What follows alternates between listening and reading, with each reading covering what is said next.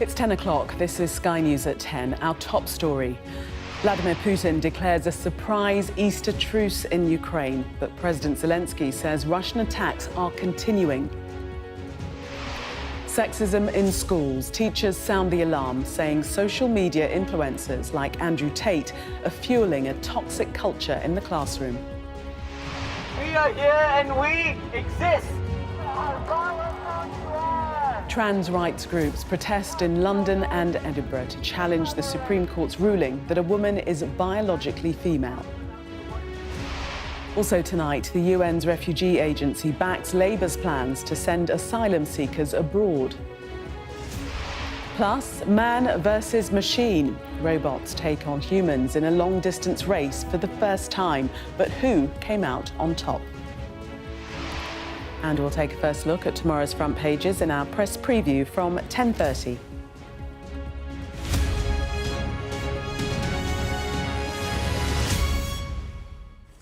Good evening.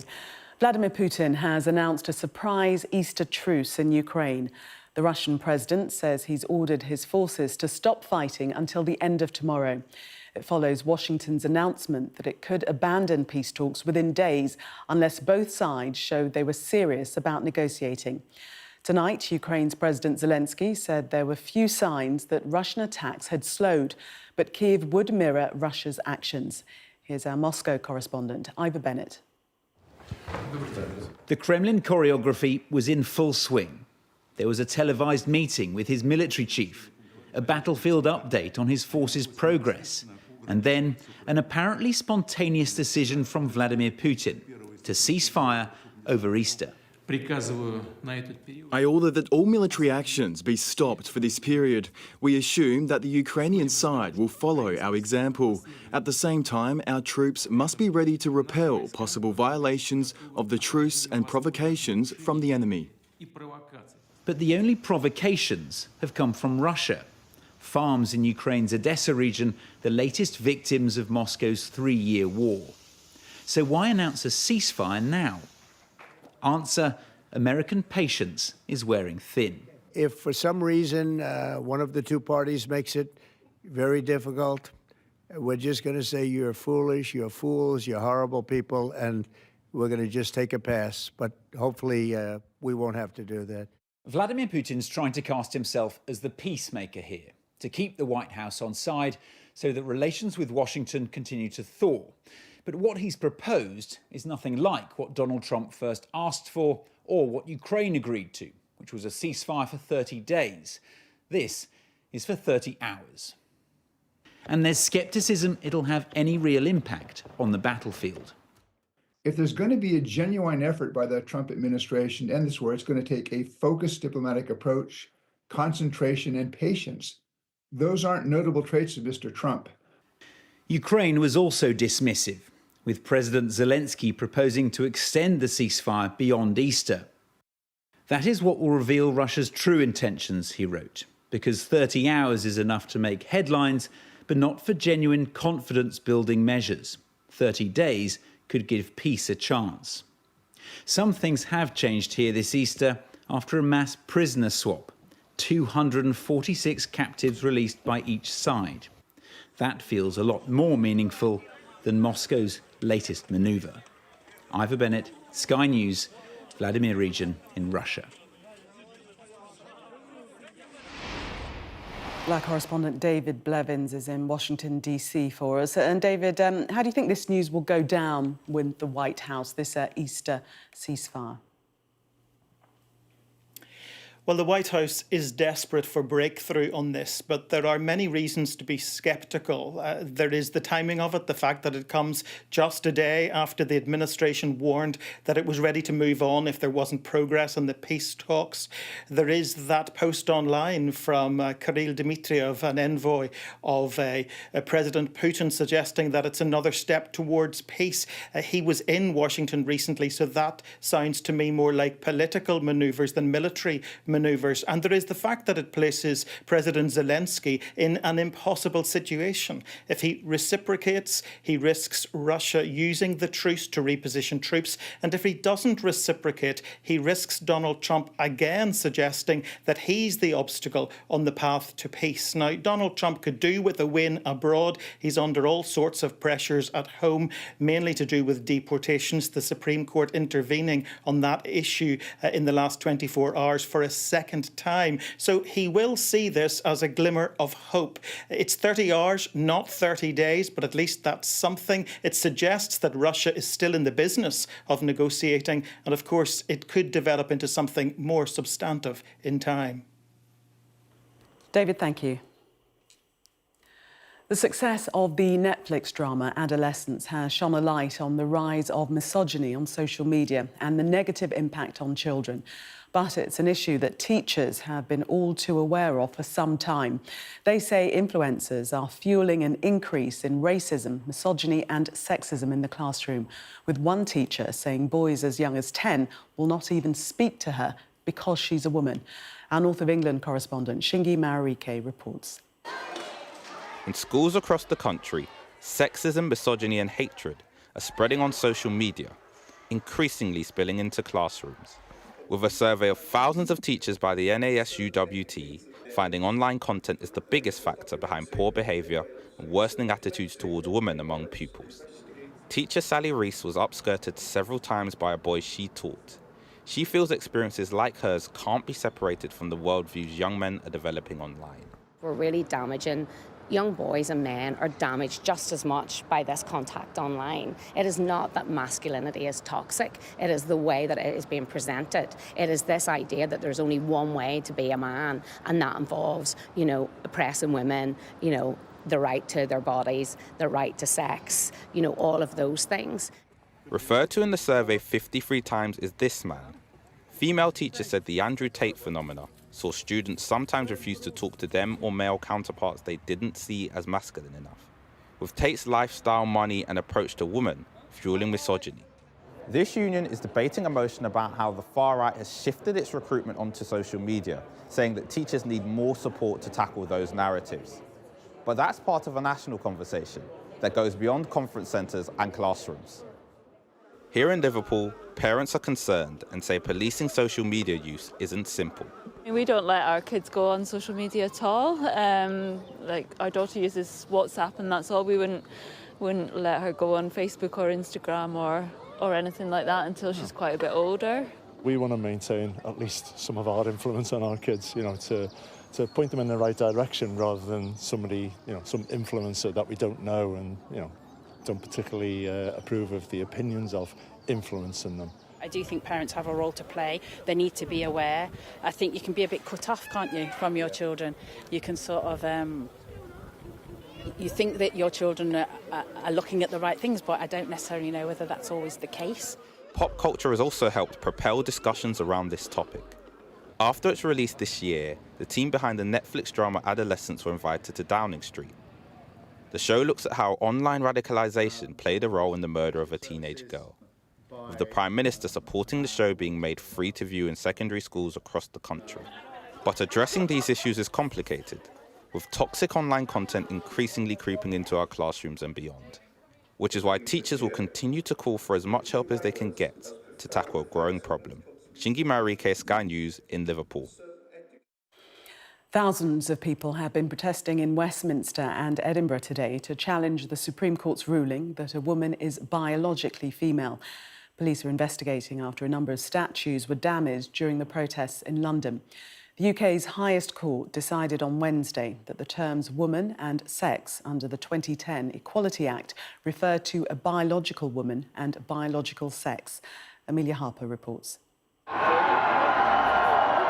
Outside the heart of democracy, supporters of the transgender community gathered in their thousands to say one thing. It comes just days after this.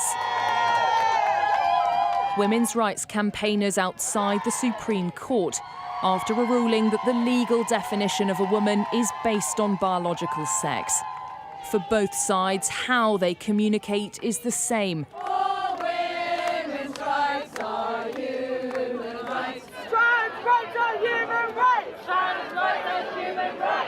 What they're communicating, though, so utterly different. Trans liberation!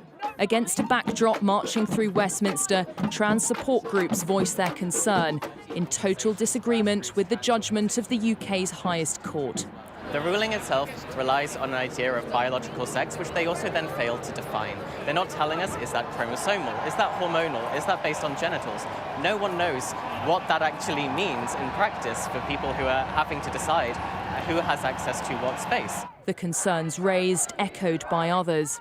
The law, legislation, hasn't really dealt with the question of gender and sex in any serious way. I was angry, I was devastated when I read it. This is going to cost lives, and that's the truth. A message felt so strongly, at least 2 statues in Parliament Square were covered by graffiti. One of them, suffragette Millicent Fawcett. As people gather in London, others march over 300 miles away in Edinburgh, separated by distance, united in disappointment. In law, a trans woman with a gender recognition certificate, i.e. a document to say you've changed gender, is not legally recognised as a woman. It means they won't be able to use women's loos, changing rooms or compete in women's sports. That, according to this former Olympic swimmer, were steps that were long overdue. To find solutions, we needed nuance, but we weren't allowed to do the nuance because we weren't even allowed to debate. So if you come from a position where a trans woman is a woman and nothing else counts, where do you go from that? Whereas we were going, well, actually, that's not biological fact. And in something like sport, it's really relevant. Your physical ability is what it's all about. Questions now turn to how this ruling will be interpreted in reality, from bathrooms to domestic refuge centres. In the eyes of the law, trans women are not women, but many on this march fiercely disagree. Amelia Harper, Sky News.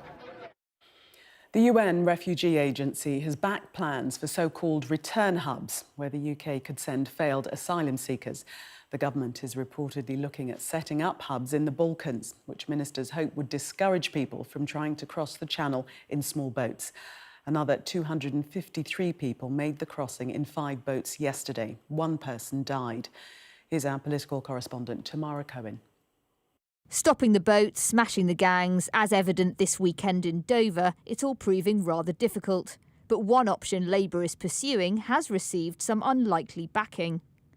The Home Secretary met last month with the UN High Commissioner for Refugees to talk about sending failed migrants to return centres in southern Europe. Now they've said it could work.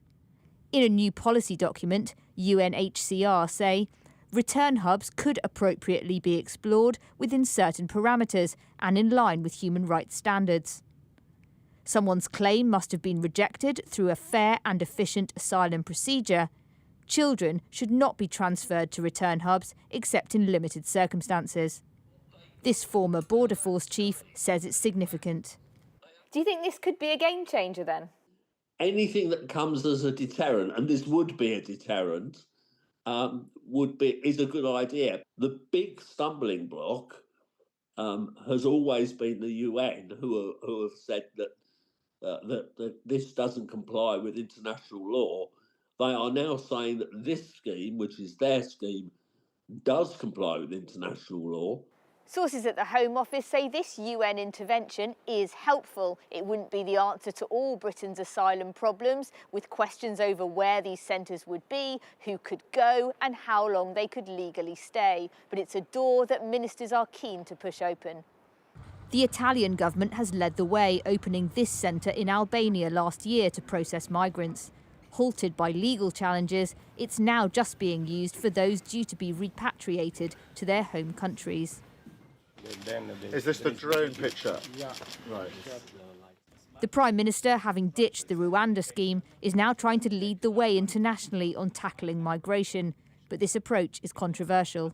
What we're really concerned about is the emphasis that the government continues to put on deterrence and punishment rather than addressing systemic issues in the asylum system or the reason that people are forced to move in the first place. And we're worried that this announcement would effectively be giving a green light to more cruel anti-migrant policies. Many a Home Secretary has said they'll be the one to stop the boats, but more than 9,000 people have crossed this year, a new record.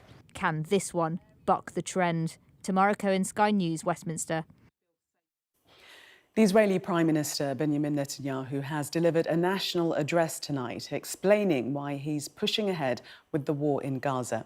He made his comments as the families of hostages still held by Hamas protested in Tel Aviv tonight, demanding a deal. In the pre-recorded speech, he urged patience for Israel's military offensives that have intensified since they abandoned the ceasefire. I will not give in.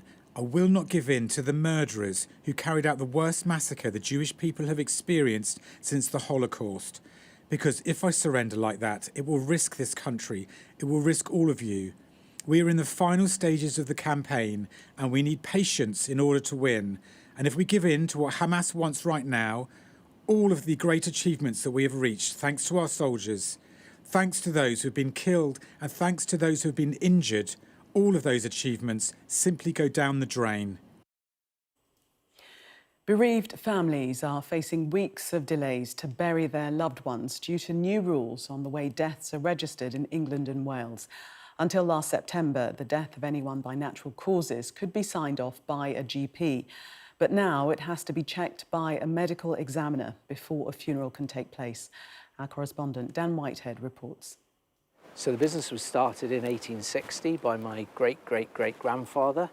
As a sixth-generation funeral director, James Tovey is used to seeing people through the toughest of times. But changes in the way deaths are now registered in England and Wales is making it even more stressful. It's very difficult for them because the first thing in their mind is that they really want to plan for the funeral to give their loved one the send-off that they want. And they're just left in limbo, waiting to sort of make these arrangements. And I can understand it just adds to the distress that they're already feeling. In September last year, the law was changed. Now, the death certificate of anyone dying of natural causes must be signed off by an independent medical examiner. Previously, it was just a doctor. The new checks were brought in part following big criminal cases, such as Lucy Letby and Harold Shipman. The government believes that they highlighted the need for an extra layer of scrutiny in all deaths. But that extra layer is leading to a backlog. Elliot's mother, Anne, died on New Year's Eve. Delays in getting her death certificate meant it was 8 weeks before they could hold her funeral. Quite frankly, it's ridiculous. When you're already going through all this pain and suffering as a family, and you can't move on, you can't do anything, you can't arrange anything, you can't feel that they're at peace, you can't put yourself at peace because of a process that's been put in that nobody seems to know anything about. Both the UK and Welsh governments say they are working to address delays and that the change is aimed at improving safeguards. Well, it's one of the unintended consequences of what's a well-intended reform of a system. But what has actually happened is that the number of deaths now requiring independent scrutiny has trebled. Now, that can create a lot of complexity for the grief and people being able to grieve their bereavement and in their bereavement as well as they possibly could. While many understand the reasons behind the new system, there are calls for it to be urgently reviewed. For families like Elliot's, it's a change that made their grief all the more painful. Dan Whitehead, Sky News. The British couple who died in a cable car crash in Naples have been named. 65-year-old Graham Wynne and Elaine Wynne, who was 58, were amongst 4 people who died when a cable snapped on Thursday. Italian prosecutors have opened an investigation. The Foreign Office says it's supporting the couple's family. The man responsible for causing a huge crash on the A1, damaging 5 patrol cars and injuring 7 police officers, has pleaded guilty to dangerous driving. 20-year-old Meza Azaboniad, a personal trainer, was on a first date when police tried to stop him, leading to a chase in Tyne and Wear. He also pleaded guilty to having no licence and no insurance. Pubs will be allowed to stay open for an extra 2 hours on VE Day, when the UK marks 80 years since the end of the Second World War in Europe.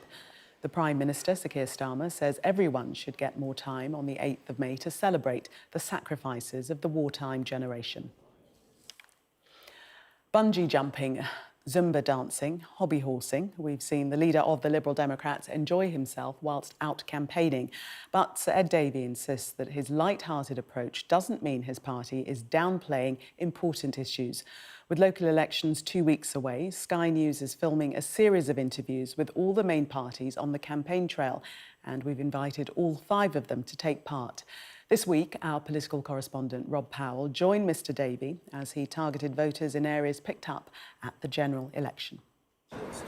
Ed Davey has been spending a lot of time on trains of late. So we're going to Oxfordshire. I mean, do you see Oxfordshire, the home counties, as sort of Lib Dem heartlands now? Has that changed, do you think? No, I think we have got Highlands there now. I mean, they were formerly Conservative, but we found the last election, and indeed local elections in the run-up, that lifelong Conservatives were switching to the Liberal Democrats. The Lib Dems now want to replicate that at the local elections with a pitch as the voice of Middle England. But with many affluent areas now backing them, is the party's political offer changing? Is the sort of sense of fair play still at the heart of what Lib Dems and, you know, social justice, I guess, and the sort of fair tax system? Or is that starting to change because places you represent are changing? Listen, the core value for the Liberal Democrats is fairness and fair play. The question is, how do you put that forward? You know, family carers who are doing an amazing job, they get a really bad deal on things like carers allowance. And Liberal Democrats have been arguing the case for carers because of the social justice aspects. One thing that hasn't changed is the stunts. Senior figures are confident this campaign strategy works, even if others are adopting a spikier tone. Do you ever worry that it looks a bit sort of inappropriate, I guess, when people are suffering? Well, let's remember we have lots of very serious messages. I think you can take the issues that matter to voters seriously while not taking yourself too seriously. And I also think it's a way of engaging people who sometimes are turned off by politics. It's a great British banger. Today's message, a perhaps unusually patriotic Buy British barbecue. We don't want American pigs. This aimed at Trump's tariffs, the US president a frequent target. The Lib Dems are going into these elections expecting to pick up wins in areas like this, rural, traditionally conservative regions. When you talk to people in the party, they're almost astonished the Tories aren't more worried by them. But you do have to wonder, with so much anger in the country right now, will there come a time where the fun has to stop? See you later.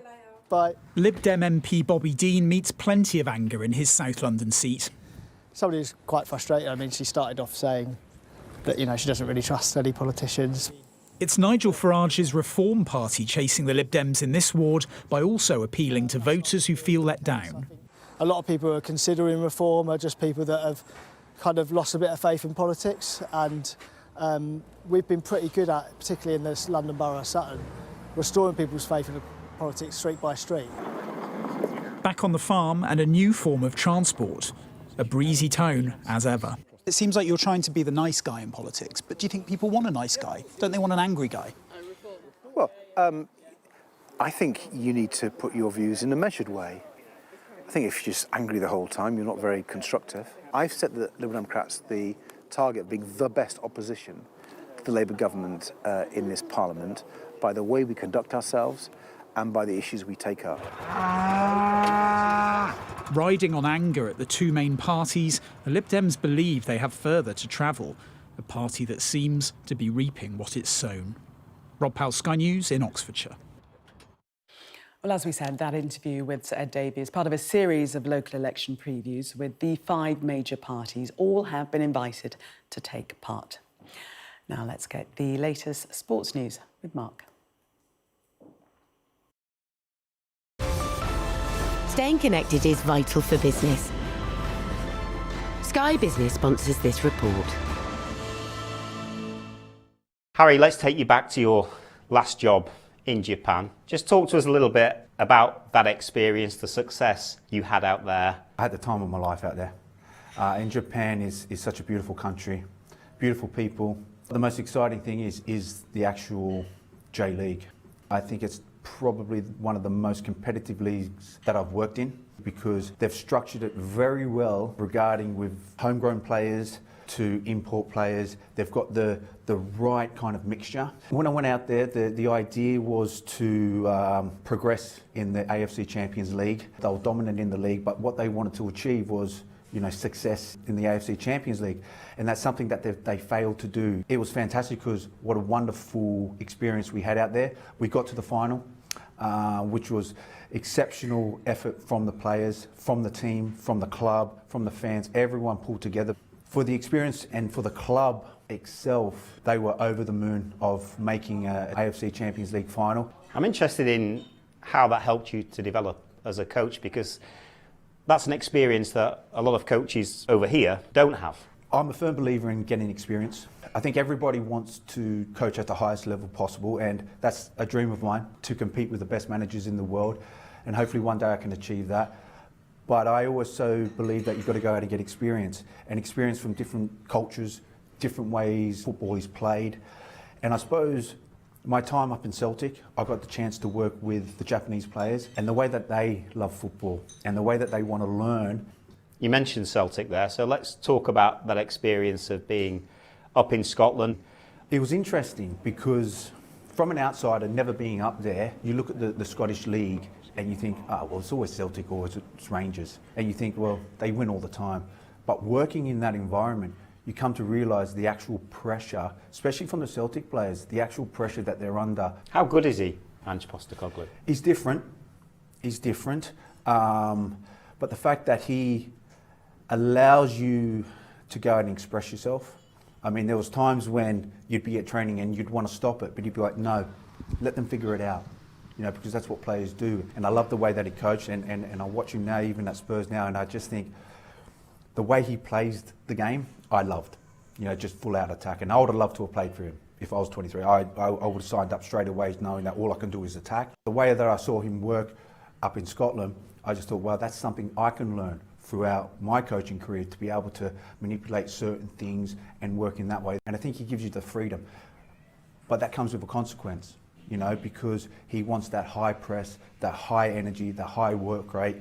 And again, that's the exciting thing. There is no patience in football, but if Spurs are patient with him, will he bring success? I really hope so, because it's shown. You know, even if you look at the rivals with Arsenal, and I think Mikel is done fantastic, and he started off, even though he won the trophy, he started off a bit of a poor run, and words were questioned, and people were talking, no, he's not going to, but he was allowed that time, and now he's built a great squad. He's been able to fulfil that, and now he's pushing for titles. And I believe the same for Ange. He's proven, he's got a track record of winning stuff, and I think if he's given time, he's be able to bring his players in and be able to really cement the ideas into what he wants into that team and be able to progress forward. Liverpool on the verge of winning the title. Do you expect to see them lift the Premier League this season? Look, I don't want to go yes, because you never know what can happen in the Premier League, because the Premier League is one of the toughest leagues you can win. They're in a very strong position. They make it difficult. They go long balls. They look for the second ball, and sometimes that's what you've got to do against teams. But what great teams go to show, and Liverpool are a great team, that you just got to keep pressing and wait for your opportunity. What about Arne Slot, the job that he's done, his first season in the Premier League? Fantastic. I don't think he could have wished for a better opportunity. I think it's harsh for what I'm about to say, is that it's kind of helped that Arsenal have had a terrible time, Man City have had a terrible time, Chelsea have not been up there, and no one's really kind of challenged them. But in saying that, he was fantastic at the start of the season. Like the way Liverpool played at the start of the season, I think they deserve to be exactly where they are. Let's talk about the three players that everybody's talking about at Anfield. Trent Alexander-Arnold, Mo Salah and Virgil van Dijk. I guess with your managerial hat on, that's quite a difficult situation. How do you see it playing out? It's a tough one, because you don't want to lose your best players. You don't want to lose a homegrown player, first and foremost. England international. He grew up there. He's played very well. He's won everything that he needs to win. He's probably one of the, as a natural crosser, he's probably one of the best that the Premier League's seen. So to see him go is, look, if he goes, would be a disappointment. Sky Business sponsors this report. And staying with the sporting theme now, robots have raced against humans in a half marathon for the first time. Some 21 humanoid robots raced alongside thousands of runners around the 21-kilometre course in Beijing. The rules were that they had to resemble humans and be able to walk or run with no wheels allowed. The winning robot was Tiangong Ultra, which crossed the finishing line with a time of 2 hours and 40 minutes, an hour and a half after the fastest human. And it didn't quite go to plan for all the robots. The race proved too tough for one, which gave up in the final moments. But with some human intervention and a wave to the crowd, it was finally able to cross the finish line.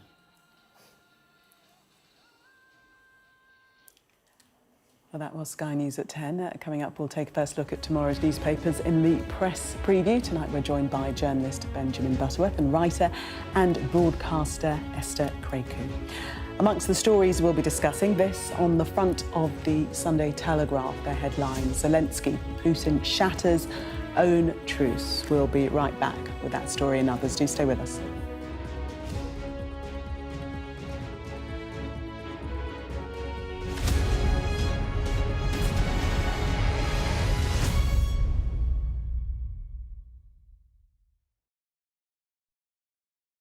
I'm David Blevins, and I'm Sky's senior Ireland correspondent. It takes 60 minutes to cross the Irish Sea.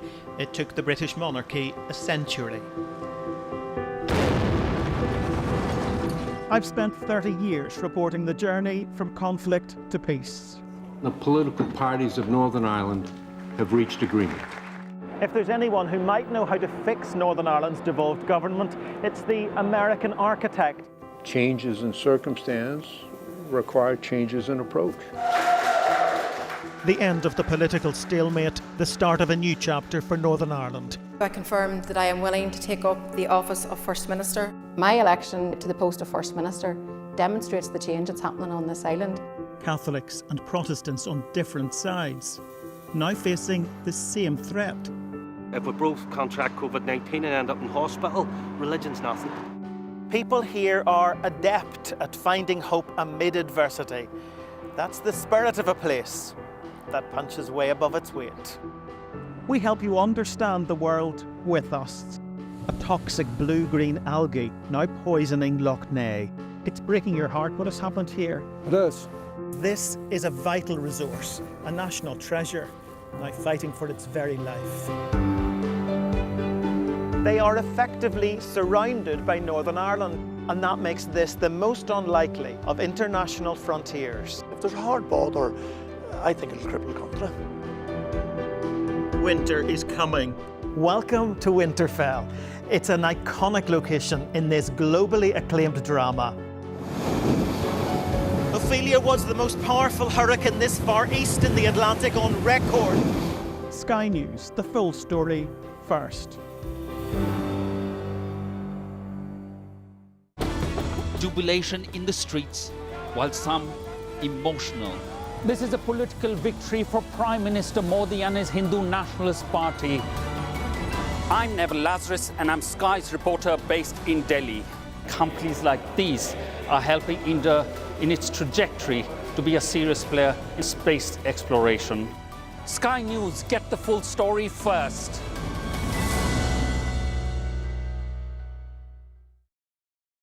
Play Sky News. From the Sky News Centre at 7. Now that you're up to date, we can go into a bit more detail. Things can change incredibly quickly. Taken by surprise. Have you ever known a moment like this in British politics before? Yes. Cheers. We'll start with breaking news. Let's get the latest on the ground. So, by the end, we'll hopefully all understand what's going on in the world just that little better.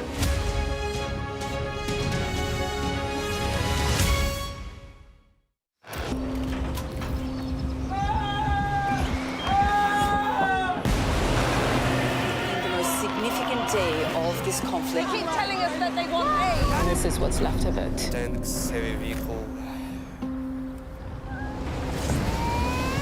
Why only in America? People want their country to work. Just want a job in a normal life. Why are these homes empty? I want you to be honest with people. That has happened within minutes. Sky News, the full story first.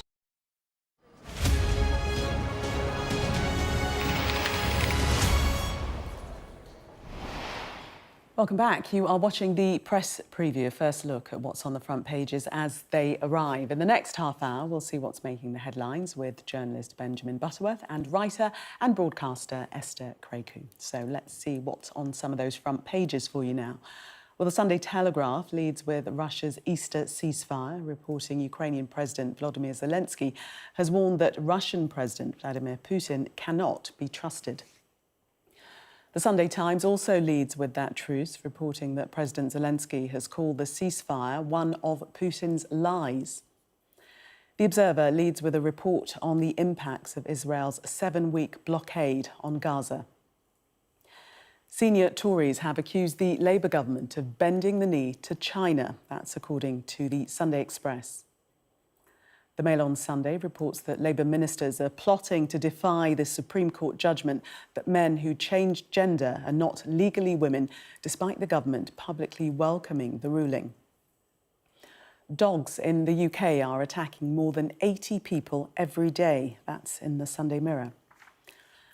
The Sunday People leads with the mum of murdered model Sally Ann Bowman criticising police for missing chances to catch her killer.